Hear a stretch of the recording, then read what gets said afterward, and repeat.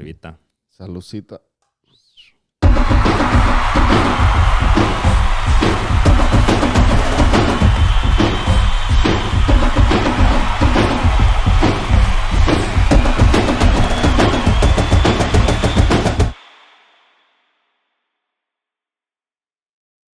Let's go, Cesar. Let's get it. Look at us, USL'd out. Puro USL this week. Las Vegas. Las Vegas Light. They're doing better than last season, so had to wrap in real quick. They've had some Mexican players in the past. Yeah, they had Joel Wiki one time. Oh, shit. Back in the day, yeah. They had El Bruce El Mesmari, that wonder kid Mexican dude that was supposed to be good like 5 years ago. Then he went to America, and I think now he's at Chivas. Oh, at shit. Tapatío. And Chelis was there too for a year Coaching. Yeah. That fool must have been jokes. He Imagine seeing Vegas, that fool was at that fool's at the casinos. Yeah, that fool was chilling in Vegas. With his fucking usar las chamarras with the fucking horsehair fucking he used to wear them to coach with the little fucking phalanges like the little Don't remember for real. That fool would pull up to coach in the weirdest fucking things. He's just a big weirdo. No? He's a vibe, I think. Yeah. The goal. The video was Real Madrid scoring, right? Where like you could see his fucking mouth and shit. Yeah, and he's like, goal. The Champions League. That shit's so cringe. He was doing it as a meme because I'm pretty sure he looks up and he starts laughing at somebody behind the camera, and it's just being cringe. To sign up to do that. That shit's crazy. All right, folks. Well, welcome back to episode 115 of Golsided. Yeah, welcome back. Bienvenidos. The biggest thing for us to plug, we have our fantasy FPL league coming up. Premier League starts this Friday. So, we got to get moving with that. We have a budget league, $25 entry, right, Cesar? Yep. Same format as last year, the same thing. We're trying to get more than 25 people signed up. But yeah, just sign up, folks. We're going to throw in a jersey. We're going to throw in some merch for some of the winners. So, just get up in there. Yeah, if you have any questions, let us know, because I know a lot of people are a bit scared since they've never done it. So, but we'll walk you through it. I'll walk a couple people about how it works, how the budget, you buy players, you get points, kind of like a NFL draft. So, yeah, any questions, let us know. Y aquí estamos para estar chingando in the Discord también. Yeah, it's going to get fun. We start talking smack. Everyone's all hating on each other for the decisions that they made. We got the boy Pedrito. Shout out to Pedrito. He won it last season. No, but it put by a mile. That fool was killing everybody. Yeah. But it was my first season after a while. So now that we know we're in the mix of things. Yeah, he says now you're gonna win it. Now I'm gonna win it. Ahora, I won the draft league. Yeah. So aquí está un campeón, un verdadero campeón. I got second place, bro. Chill. You were catching up too. No, yeah, folks. But episode 115. We're going to be talking about the Super Cup, which happened today. We're going to be talking about the Olympics that just wrapped up, where we got the final across the men's and women's. We'll talk about Leagues Cup, and then we'll talk about what's coming up, the games that are coming up. We have Premier League coming back, La Liga MX. Even though we have Leagues Cup, we'll go into that a little bit. But let's get it.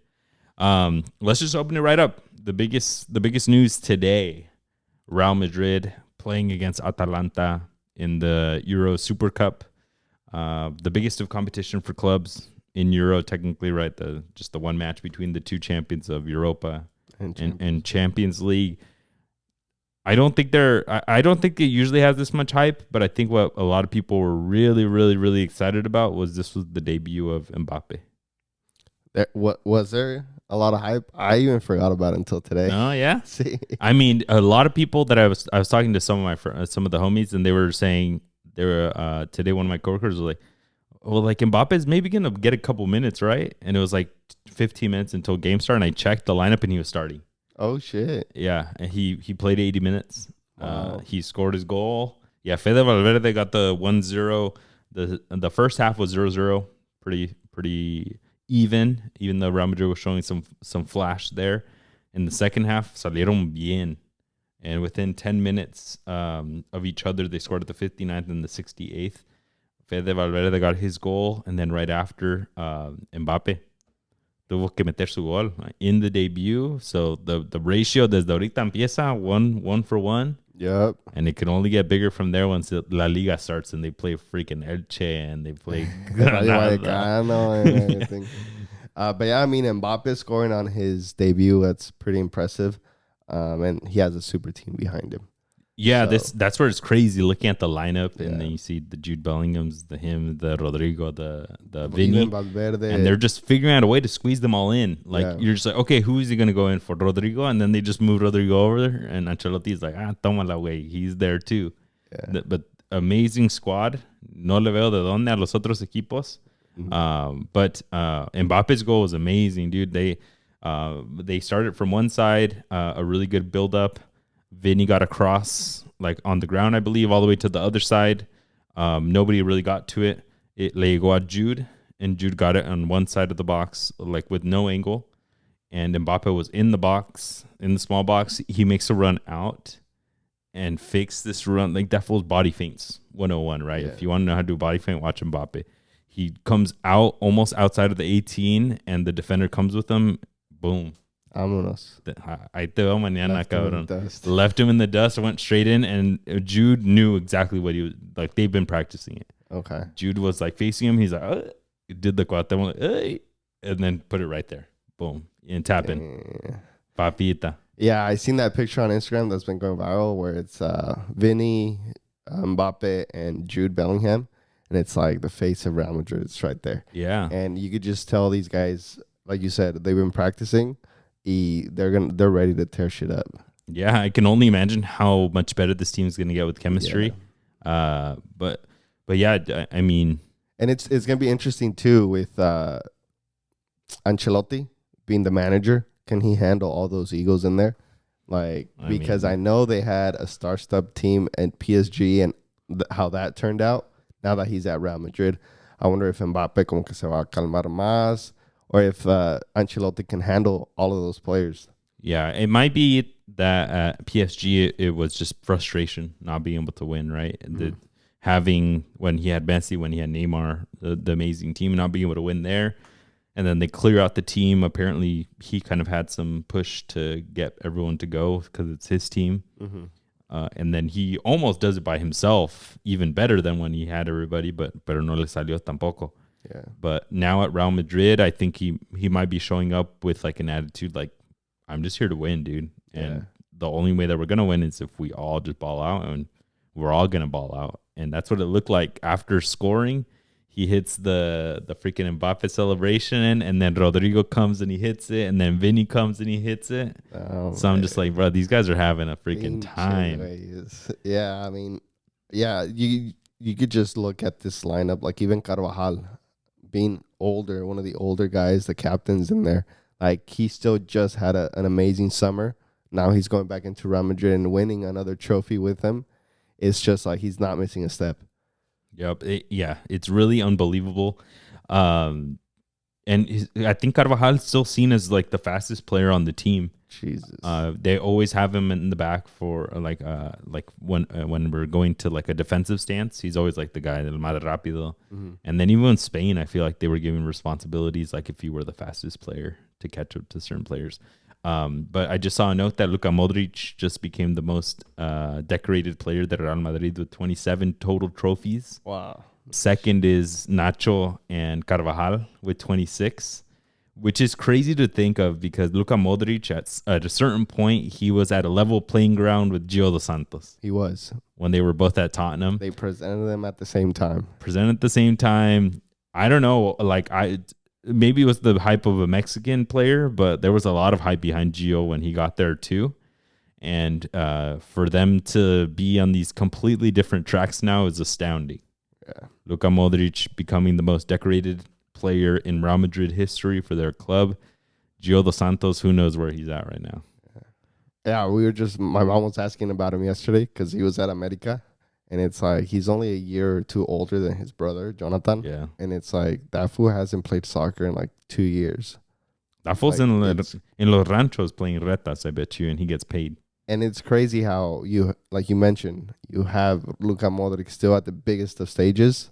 And this was retired probably 2-3 years in retirement already. Yeah. If you need a case study on like what soccer mindsets, successful mindsets, maybe healthier federations due to players, this might be a perfect one. Luka Modric coming through the ranks, working as hard as you can, being known as los tres pulmones, right? Always working, and having maybe even less talent than Gio dos Santos.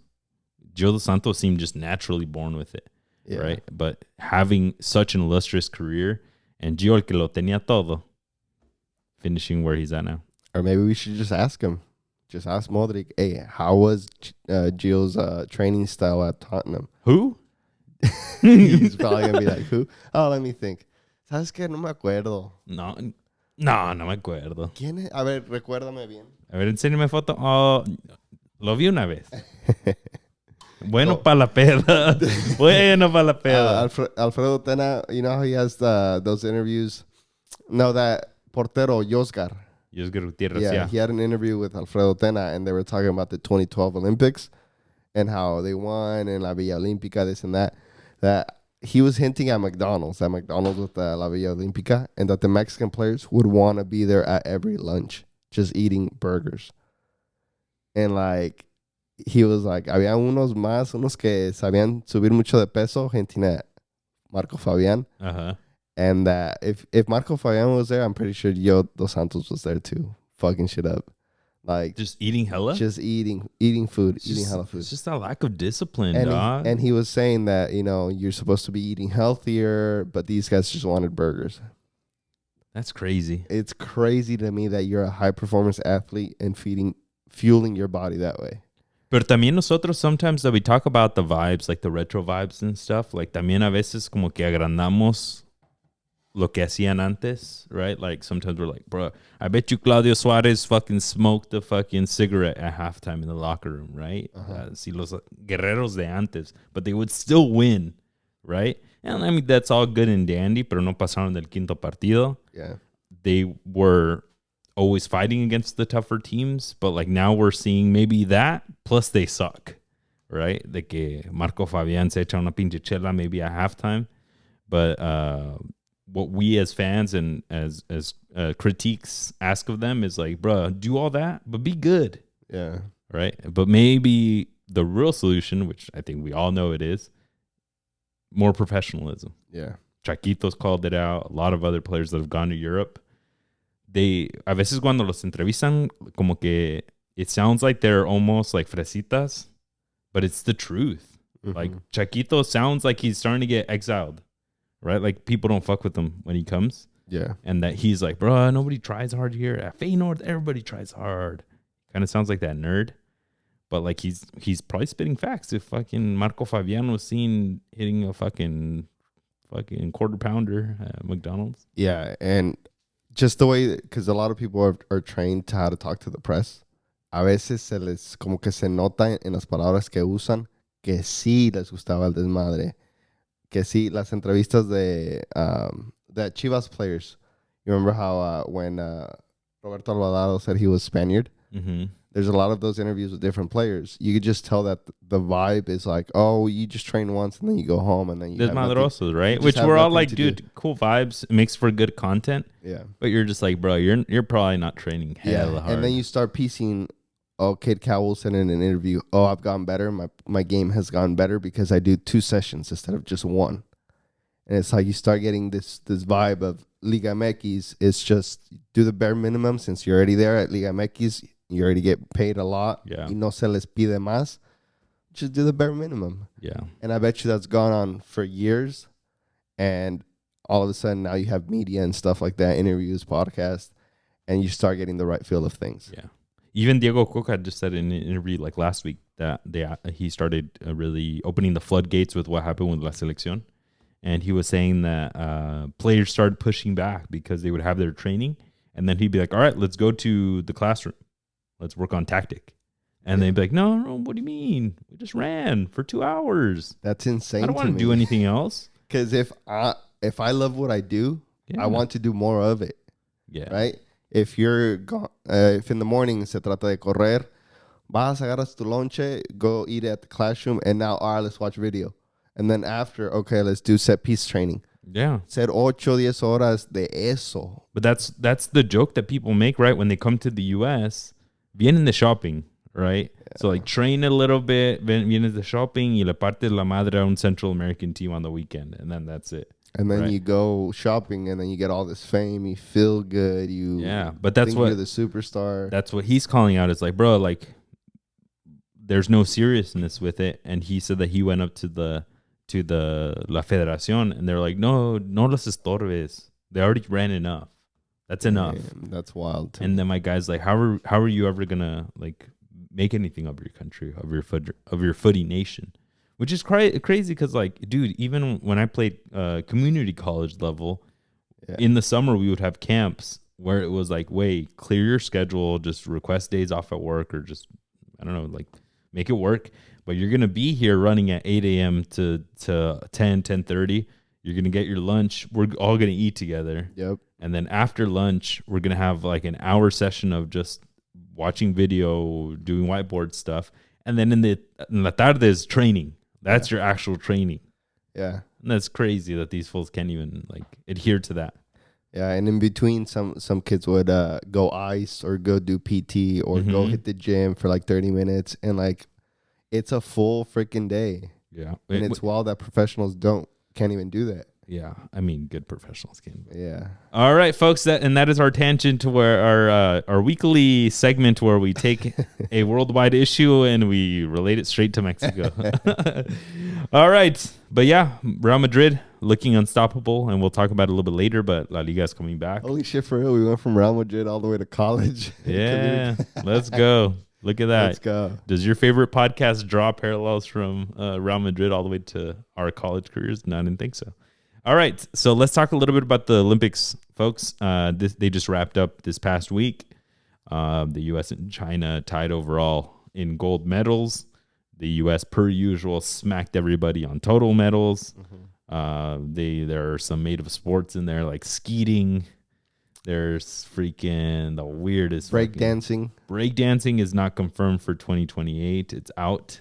Dude, I didn't even care to watch it, bro. I thought it was the cringiest thing ever. Imagine being the no only, offense to the dancers, but imagine being the only gold medalist though ever. That would be. Now that's there's a exactly man. What I there's thought. a man and there's a woman that won gold. From I think both Japan. I think both Japan, and I think they both beat maybe the U.S. The U.S. Got silver in them, but they're going to be the only ones ever. Yeah. If they never renew it. Cricket's coming for 2028. I'm excited for cricket. I'm excited for lacrosse. Baseball too. I want to see rugby, dude. I've been Rugby should get popping. for rugby. I got a couple of friends from high school. I got one friend who plays rugby here in San Jose. Pero a veces on the weekends I'm busy. No puedo ir a rugby, but hopefully for the Olympics I catch a game. Yeah, we'll make it out. But yeah, on the soccer front, on the men's side, we had what's becoming a Clásico, France versus Spain in the final. Host nation France. They were down 3-1. It looked like they were going to go home sad, and then they come back 3-3. It looks like they came back por la mano de Thierry Henry, and that Thierry Henry was going to become even more of a legend. Yeah. And then they go into extra time, and Spain all of a sudden turns it on. Completely turns it on. More counterattacks. They just seem like como que rejuvenecieron. They got some subs in that really changed them. And it goes back to kind of like that DNA que Spain knows que siempre le echan con todo. Mm-hmm. And that last goal, especially that goalie, where he threw it and gave it an assist. Like, that shit was crazy. Damn. As a keeper, you're like... I was like, holy shit, that was fucking awesome. Yeah, I saw a lot of keeper analysis on Twitter, and they were like, that is like, when you're a keeper coach, get up off the ground. First thing you do is scan far if you have dangerous play, and then if si no, pues aquí, no? And he did that. He knew that France was vulnerable, and the moment that he got up, his eyes immediately deadlocked on his forward, and he knew exactly where he was running. Easy assist. Yeah, I kind of want to, thinking back on it, that French goalie should have been higher up the pitch. I don't know why he wasn't. Make it 2v1 out of it, but he should have been sweeper keeper at that point. Just 'cause the game's over, right? Yeah, I mean, I mean, iban perdiendo por uno. Like, what are you doing back there, right? Es lo que te gritaba a ti siempre, güey. Nunca salía. No, I'm just kidding. No, pero ya de grande, pues ya diferente. Homie was 17, bro, or whatever. He's super young, that goalkeeper of France. So he should have been there. True. So do you see this as a blunder for Thierry Henry? Is this a big stain on his career? Or do you think the silver is like something to celebrate in this case? I think the way he went out, it's respectable. It's not a blunder. It's not like, oh, big disappointment from France, from the French team, because leading up to it, they looked well. They looked good. In that game also, they were down 3-0, right? And then they scored one before the half. Yeah. So, yeah, even going down from 3-0 to 3-1 and then coming back 3-3, like that says a lot about the team. It says a lot about Thierry Henry getting a reaction out of these players at halftime. Si les gritó lo que hizo in that locker room. It worked. And then it just wasn't enough because they also had a respectable opponent on the other side. So, I mean, aplausos. You got a silver at home. It's better than a lot of other host nations have done. Yeah. So, I somewhat agree. Like that, especially what probably is going to help the legacy is that they were able to come back. Mm-hmm. But at the end of the day, I think it kind of just marks another thing that Thierry Henry just doesn't win that trophy, right? Who's part of Roberto Martinez's kind of struggle bus with a golden generation in Belgium. I don't think at the club level he's done that great, especially not in MLS. So I would say a little bit on there like that. Yeah, my guy should have done a lot better. You were the host nation. France is supposed to be at their peak.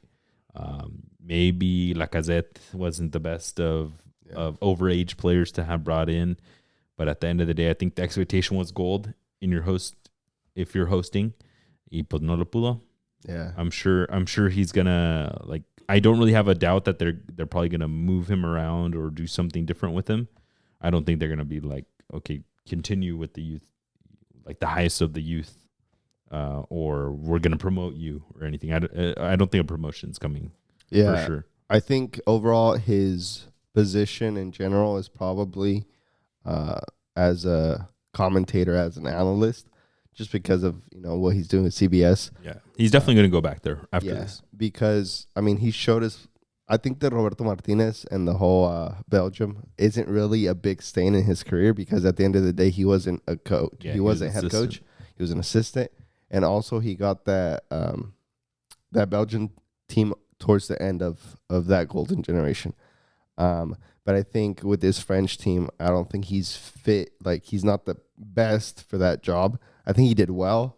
I think he had a good reaction, but at the same time, I don't see him as being one of those coaches that can really inspire and be that U19, that U23 coach that they need. Yeah, to build up to that last to the senior team. True. We'll see what comes out of it. I don't see him getting a top tier team in like League One. I don't see him getting a contender in Premier League or La Liga or anything. So maybe he'll keep climbing up the ranks in France, but I think they'll always choose somebody else above him for like the head coach of the French squad. So no le veo ahí. But yeah, Spain winning. Hot Spain summer. Won the Euros, won Nations League. Now they won the Olympics. I think, without a question, it should be they're the most dominant team right now, in Europe. Yeah, and at all levels, right? Because Olympics are U23s, and then senior squads, both at the Euros and the Nations League.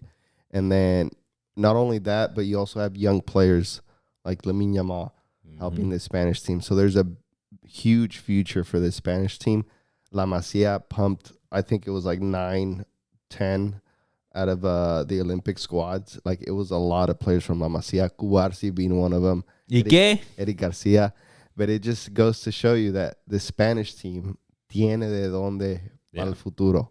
Barcelona, we're seeing the investments that they're putting into that academy and they're paying. Están dando fruto y ojalá les ayude porque van a necesitar la ayuda. Let me ask you this, Cesar. So we can always play the what if game. And the biggest question, we didn't get to see Mexico here, right? Who is a pretty recent, for three Olympics ago, champion. They got gold.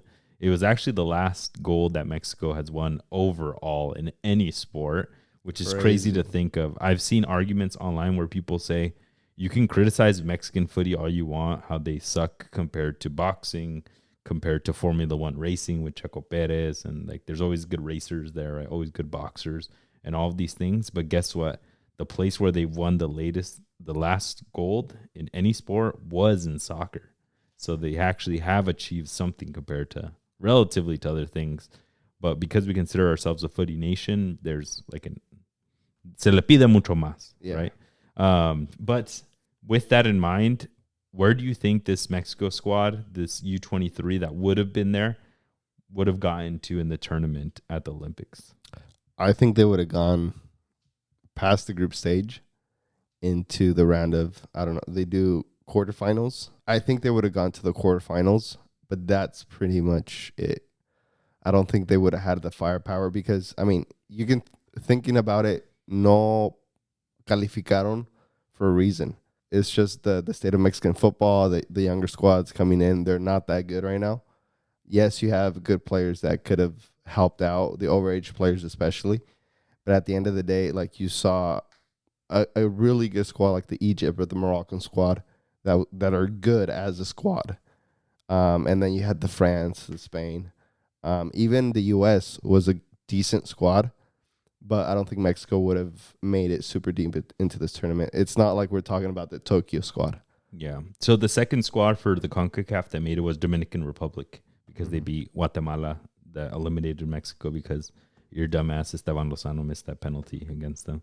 But the Dominican Republic ended up in the group of Spain, Egypt, and they almost like surprised. I think they drew the first match and they looked kind of good.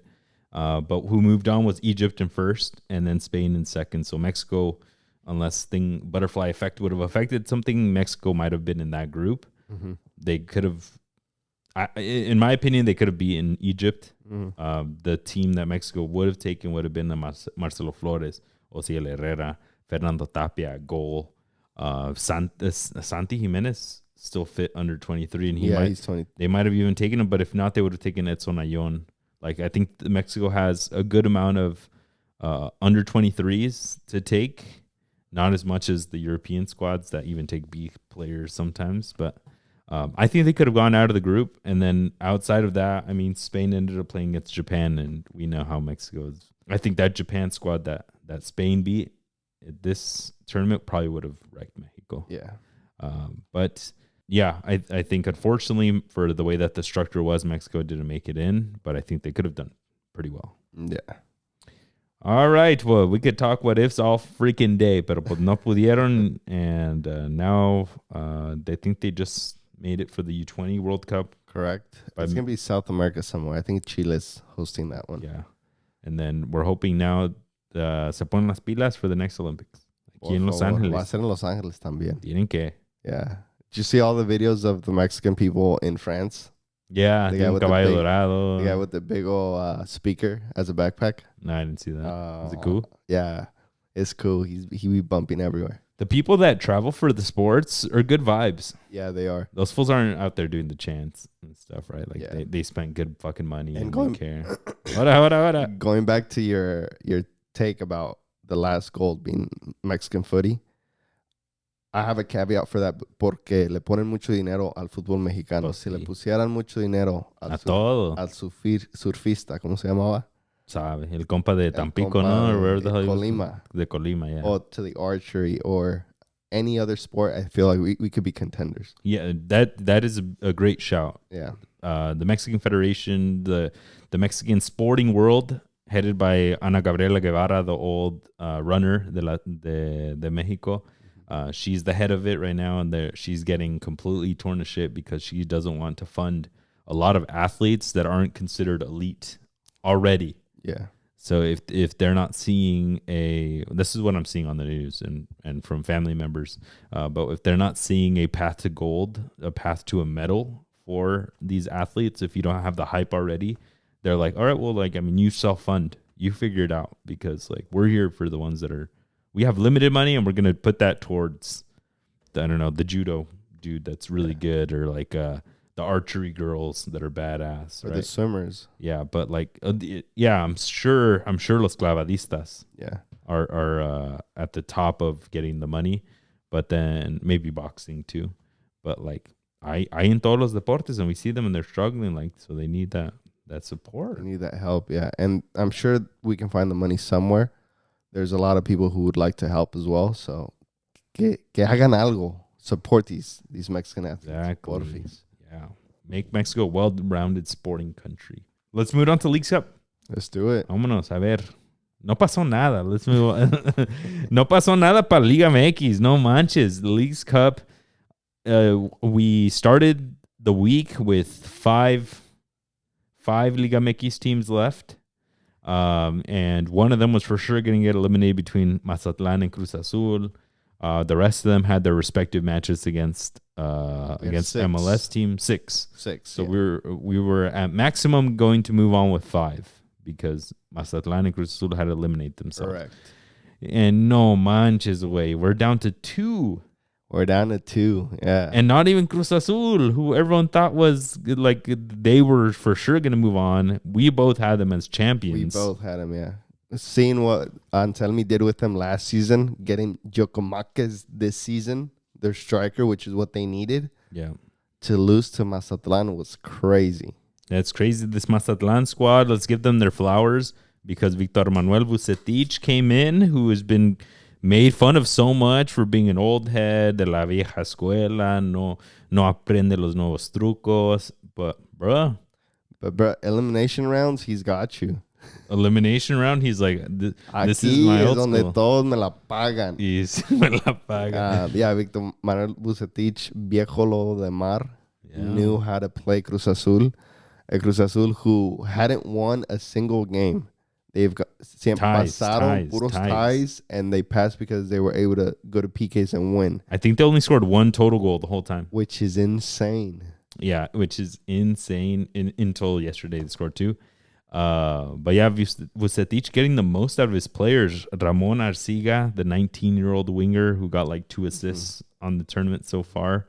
Like he's getting really good performances out of the players that we've been seeing in Liga MX for forever. And como que de vez en cuando, pero pues nomás no, to be on a better team. Yeah. But yeah, Cruz Azul, I think completely underwhelming all of us.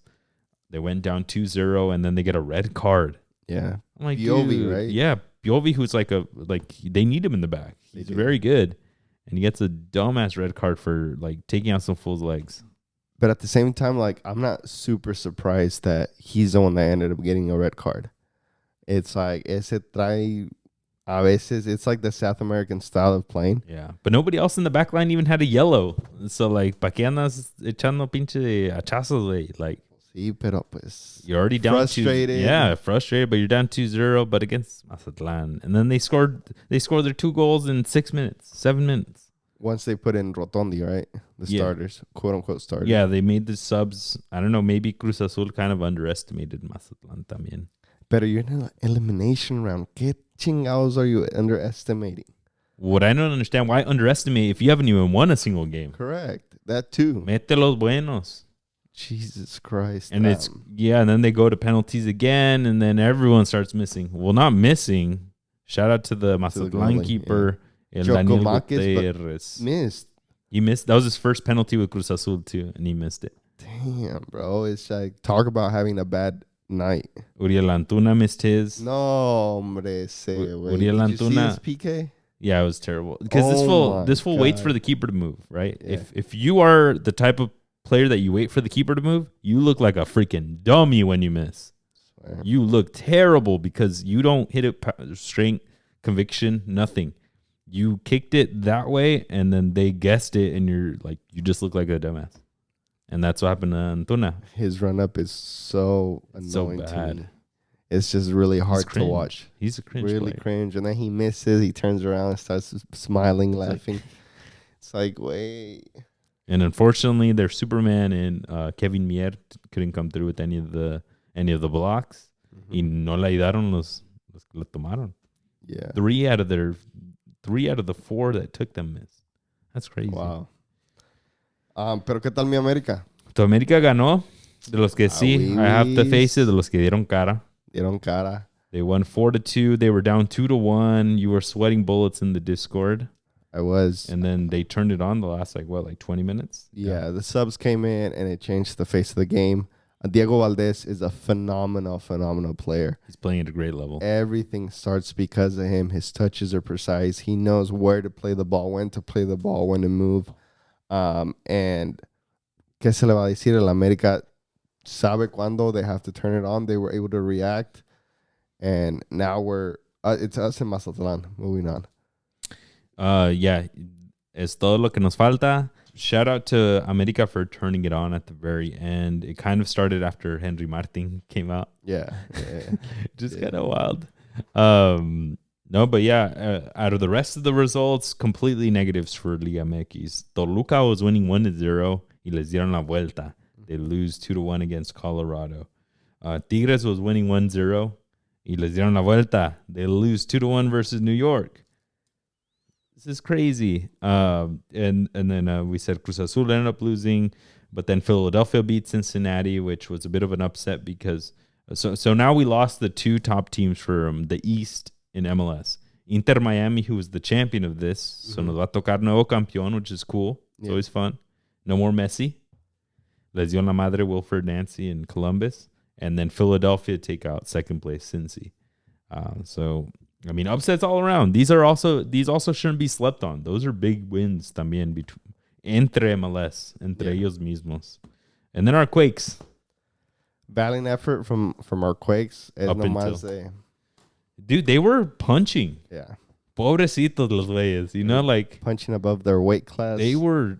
It's like, you know, when your little cousin le das así slaps, you know, se agarran así and they try to hit you. Like así andaban. Like they tried their darnest. Yeah. I'll give them some claps because they tied it 1-1. Every time they would get scored on, they tried to bite back. Espinosa would le da un madrazo. Amal Pellegrino played pretty solid, pero pues no salían. Pues no se dio. I mean, LAFC are a good team. ¿Para qué se le va a quitar? Yeah, for real. Pero, I mean, Quakes making it this far, I mean, no hay nada que reclamarles. They don't even have their, like, a head coach, quote unquote. He stepped into the role. I don't even know his name. I don't even know who he is. Ian Russell.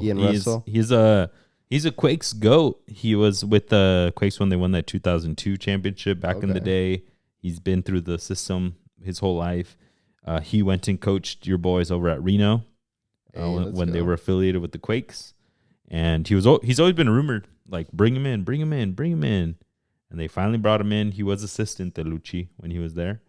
And now he got a shot. But, I mean, wait, no mames. Pon el que quiera. El que quieras with the players that he had against these LAFC, and it's tough. Yeah. Giroud even fucking debuted. He did. No metió gol, a few touches, and LAFC, both LA teams are stacking up. Marco Royce over there. Yeah, Marco Royce. But, yeah, I mean, talking about the Quakes, I say he stays and just bring in the players. He has that Quakes DNA. I'm seeing his stats from before. He played 131 games. He's motivating them. Midfielder. Yeah, he's motivating the team. ¿Qué más quieres? Tiene la sangre de aquí. Maybe give him a shot with good players. Yeah. But we'll see if that's what's in the books. Seattle beat Pumas 4-0. No, hombre, de eso ni quiero hablar right now. Pumas had two chances. They had a goal taken away, the 1-0, and then right after, Memote missed the sitter. And then after that, completely turned around. Se les fue la mano, güey. And they just seemed frustrated because I was watching, I think, the second part of the first half. And I just saw Cesar Huerta, El Chino Huerta, just getting bodied. He was frustrated, but low-key. So he was frustrated and he was getting beat on some, but low-key era el que, like, estaba jugando enojado. Sí.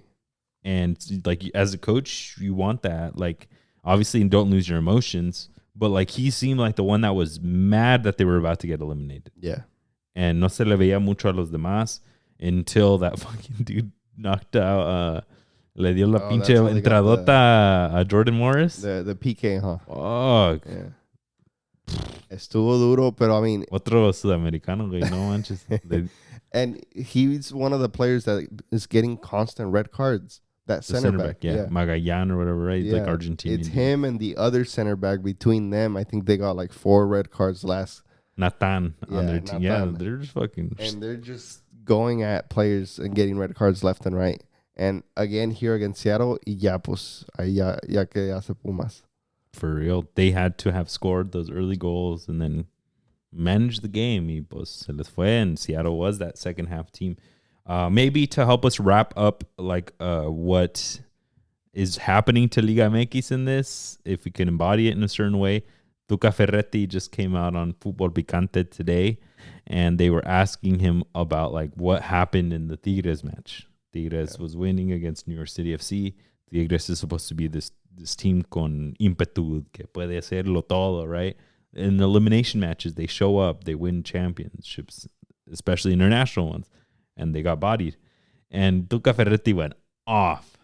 He was freaking pissed in his typical Geppetto vibe. He was yelling. His main point was, metan al francés. Basically, his boy, Guignac, why isn't he in? He played 20 minutes against New York. Ya pa qué at that point. And they're like, bro, put your good players in, I think is what we're saying. Put your best effort out there. It seems like they're just not. Paunovic waited until the 73rd minute to put Guignac in. At that point, they were already down 2-1. The second goal came at the 65th minute.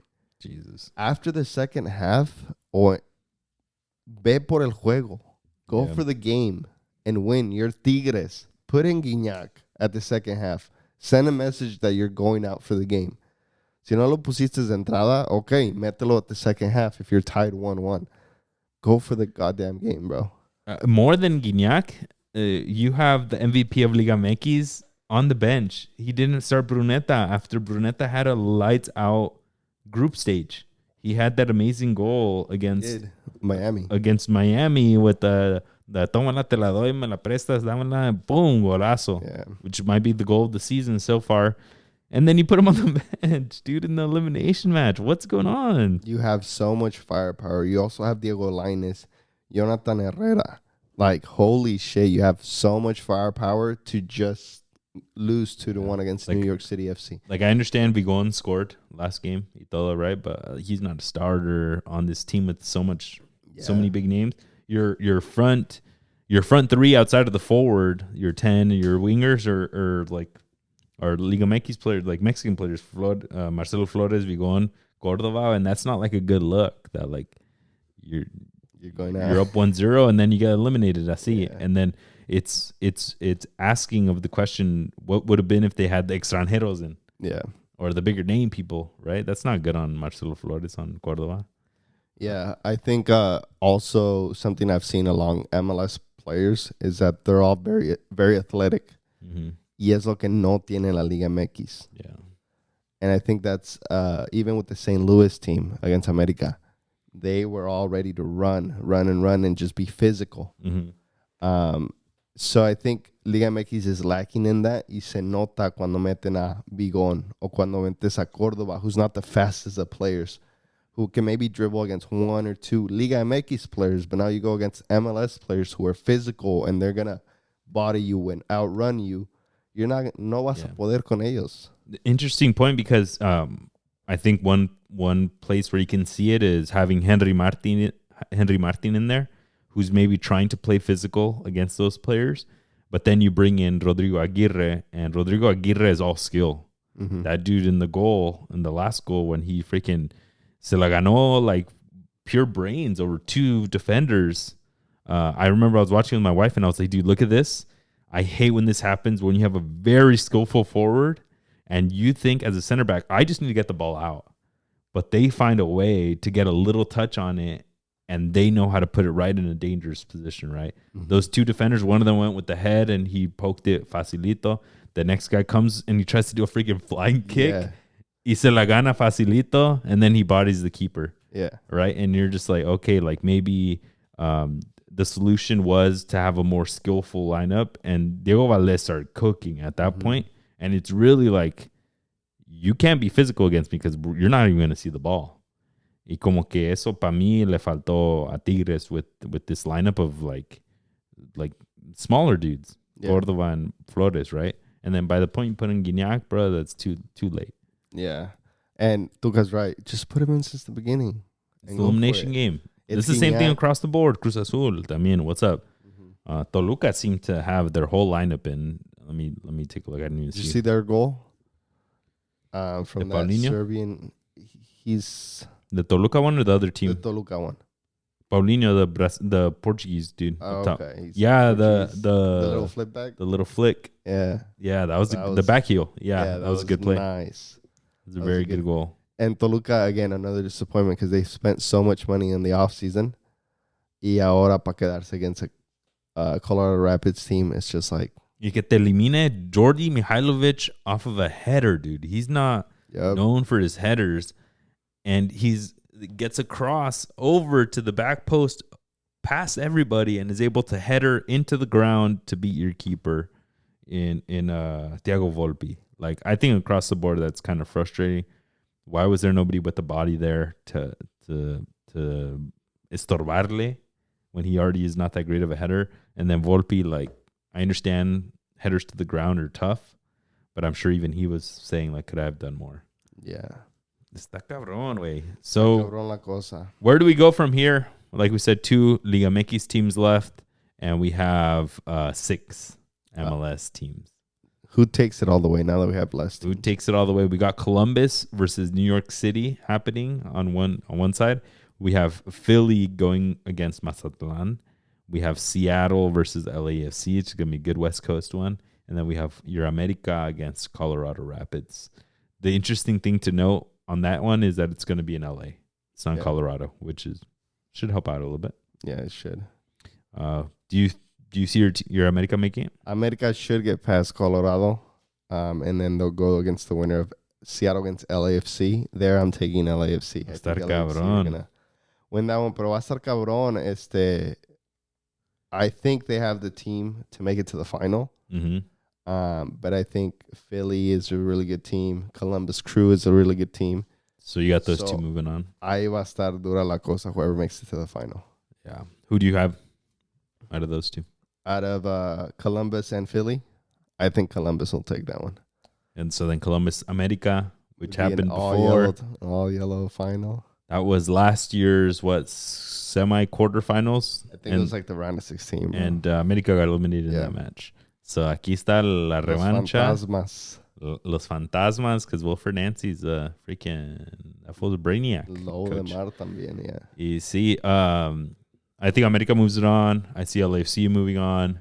I could see Mazatlan surprising, so I will not put it past them. I think this matchup is favorable for them. New York City would have been maybe a little bit easier, but I can see them surprising. But I don't think they will. Philly, and I also have Columbus. Yeah. I have Columbus winning that. I have LAFC moving on. I think it's going to be MLS final. And I think it's going to be frustration for Liga MX teams. Yeah, I mean, at the beginning of the season, I thought Cruz Azul were going to go all the way. So clearly there's a lot of surprises. So. Yep. And this is... Who knows? Maybe Mazatlan can get there. Yeah, and my prediction for that would be that's the repeat of the MLS Cup this past year, Columbus versus LAFC. And I can if Giroud steps up, I think that's how LAFC wins it. If he's not at the level yet, that's how I think Columbus would take it again. But yeah, maybe I'll just go out on a limb and say I think Mazatlan can win. Oof. I think they could beat Philly. The tougher one would be versus a Columbus. But Vucetich, work that magic. Haz tus pinches movimientos del pasado. And if you do win it, Roberto Salinas better invest in that team even more now. For real. No, yeah. You see his yacht got hit? His yacht got hit. By Steve Jobs' family yacht? No.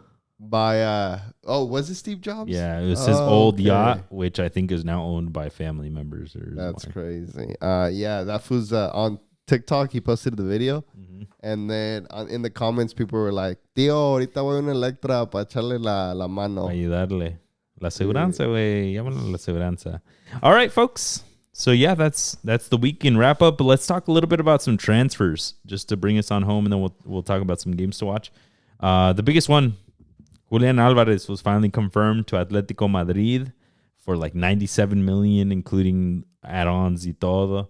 All of a sudden, Atletico's got that money, who I thought was always getting budget picks. Yeah. But I think they got a good sniff that he wanted to go, and they couldn't pass it up at that point. It's a good investment, though. I feel like Julian Alvarez is going to fit that system well, porque le gusta correr, le gusta echar la mano a todos. Yeah. We saw it at Manchester City, and I think Diego Simeone's play style is about everybody just sudar la camisa and work your heart out for the team. And I think they needed a striker. Morata se fue. He's going to score many goals. And this is his chance to set himself up to be the club legend. Yeah. In all honesty, like, he's very young still, and he can just show up and show out every single game, and he's going to become easily a fan favorite. Like, I'm already seeing so many things trending on Twitter of like people buying his jersey and being like, "We're fucking set for 10 years. We have our superstar." Agüero could have been. Now it's... Y ahí está. Y ahí está their next Agüero, their next Niño Torres, their next superstar David Villa. Now Julian Alvarez, is time to shine there. The big question is, if he's going to be shining, what does that do about Antoine Griezmann? If they both can kind of play a similar role, they may be wanting money now. Do you send him over to LAFC, where apparently Giroud is hinting, maybe not now, but he will be here, is kind of what he's saying. Giroud, and then the goalie as well, Hugo Lloris. So, I mean, I can see him going to LAFC. And, so Atletico Madrid got him, and then they're also trying to work out the deal with Gallagher, which, again, would help a lot, that team kind of compete as much as you can against the stub, the Real Madrid. So if they get Gallagher, and more than anything, now they have Julian Alvarez, I can see them fighting with Barcelona. Yeah, like se la veo un poquito más difícil to be locked in for second minimum for Barcelona. It's gonna get tough. It's gonna be an exciting La Liga. I'm excited to see what Girona is bringing. Like, Girona, I haven't heard too much noise about them, but I'm sure they're using that Manchester City analytics to get the cheap buys. Swear. They might still be up there, but I think we'll see those top three. Leaving La Liga, Julian Araujo, who you just mentioned, to Bournemouth. Yep, let's go. Leaving leaving Barcelona, was on loan at Las Palmas, wants more minutes. Apparently Hansi Flick no le agradó tanto. It sounded for a bit like he wanted him, like como que lo iba a tener. Was there on the tour playing. But I think this move was because I don't know if he mentioned or somebody mentioned that his idea was... No, he did. He said, I had a lot of offers at the beginning of the season, but I knew that I wanted to make the preseason with Barcelona. A la mejor, por si acaso, se podía quedar ahí. Y ya que no lo quisieron, he's like, all right, what options do I got? Which is interesting because, like, le veo lugar at the outside back, right? I know they love putting like a Jules Conde out wide there, but like mid-season, we're going to be hearing pain points from Barcelona que le falta un jugador ahí. Sí. And maybe he's just not at the level that they need him yet, almost like a Dest, right? Like, you're good, but like, are you Barcelona good? No? Well, then we'll put somebody else. That's not even their position. But I'm glad that he's getting now the opportunity to go to Bournemouth, where even he said, the coach told him, I really like your playing style. I love when my defenders go and attack. Mm-hmm. And this dude is that. He's a freaking high flyer. Like, it's running up and down that field. I'm excited to see him every weekend at the Premier League and playing against some of the best players as well. It's like, it's no easy task going to Premier League. Bournemouth did really well last season for their standards. They had dropped to the championship the season prior, so 2 seasons ago. So I'm excited to see what they can do. Hopefully he gets all the minutes. Yep. In front of him, I think he has like a 31-year-old and then one other player that is also coming in. So que se la parta y a ver si lo miramos. Yeah, and it's awesome for Mexican footy for him to be surrounded by the players. Bournemouth has good talent. Yeah. And then he's going to be competing against the best talent in the world. So I'm super excited to wake up on Saturdays, to wake up on Sundays and see another Mexican dude playing. It's always a good time. So pumped for that. And then the last one, Matthijs de Ligt to Manchester United, confirmed? Confirmed. Yeah. Sheesh. Sheesh. Whoever picked up Lisandro Martinez off of your fantasy, go check it out porque se les va a hacer cabrón. He'll probably start over Harry Maguire. Who's the center back pair at United? It's Licha and Harry Maguire, no? I don't even know. I think they've been missing. Varane's gone. Yeah, Varane's gone. And he went to Como, right? He's already injured. Yeah, so he's just coming right in. Yeah, so I mean, ¿cuál otros? Harry Maguire. I'm not being serious. Well, he finished the season. Him and Lindelof. Oh, Lindelof. Him and Lindelof, and then Licha got really injured. Mm-hmm. They finished somewhat okay. Yeah.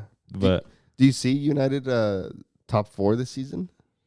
We need to do maybe next. Yeah, we'll do a full wrap up. But they did not make top 4, right? My argument for this, people have asked me the same for Chelsea. They got 6th. Tottenham, they got 5th. The top 4, City, Arsenal, Liverpool, Aston Villa, they're still there. Yeah. So like when people are asking me, is that team that was not in it going to move into it?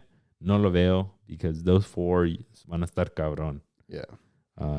But if any of those would maybe make that jump, maybe Tottenham, I can see them breaking into the top Solanke 4. Now?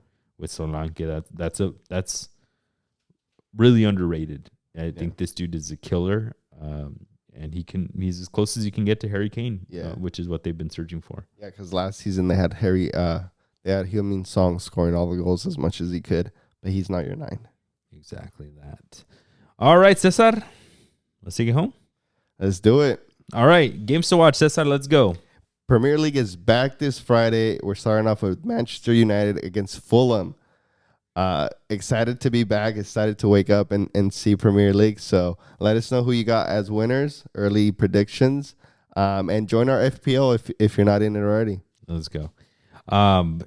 Same in the Premier League. I got the first powerhouse matchup on Sunday. You always know there's a good one on Sunday. We got Chelsea versus Manchester City. We'll see if Manchester City is just going to continue dominating. We'll see if all of those transfers that Chelsea brought in, if they have any chemistry whatsoever to put up a fight against Manchester City. Starting big with Chelsea and Manchester. Or is it a cold world? Gee. We got the German Super Cup final. We got Bayern Leverkusen against Stuttgart.